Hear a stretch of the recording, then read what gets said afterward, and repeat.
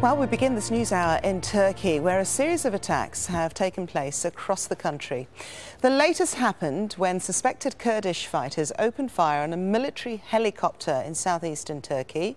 4 police officers were also killed by a landmine near the border with Iraq. Now, earlier, 2 attackers opened fire on the US consulate building in the capital, Istanbul. That followed an explosion outside a police station on the other side of the city, which injured 7 people. Well, Bernard Smith joins us live now from Istanbul.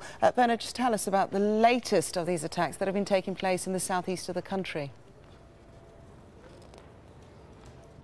It's been particularly restive down in the southeast, Shirnak province. This is where, for the last couple of weeks, the Turkish security forces have been involved in fighting with fighters from the Kurdistan Workers' Party, the separatist PKK. Now, today, we understand, Monday, first of all, a soldier was killed in a military helicopter that was attacked by rocket launchers, and that's as that military helicopter was moving troops. And then 4 police officers were killed when their vehicle hit a roadside bomb. Both of these incidents happened in Shirnak province, in Salopi. This is near to the border with Iraq and right at the very centre of the tensions where the fighting's going on between some members of the PKK and the Turkish security forces. Turkish security forces, as we already know, have been involved in airstrikes on PKK positions in the last couple of weeks in Iraq and in parts of southeastern Turkey.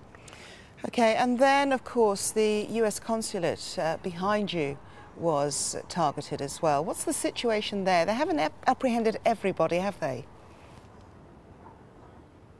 There was 2 people were involved, we understand, in an attack on the US Consulate General building. They opened fire at a security post connected to the building. It's heavily fortified, as you can see, built on a hilltop in a suburb out of the very centre of Istanbul.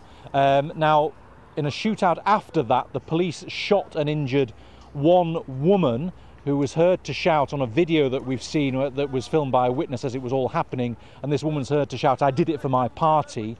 The man seems to have escaped so far. The area around here has now been reopened, the roads have been reopened, but there still seems to be 1 man at large involved in that shootout. And then in the early hours of this morning, on the other side of Istanbul, on the Asian side, there was an explosion at a police station.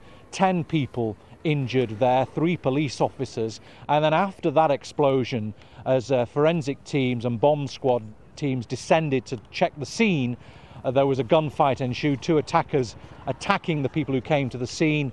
Those 2 attackers killed and a police officer also killed. OK, Bernard Smith, thank you very much for that update.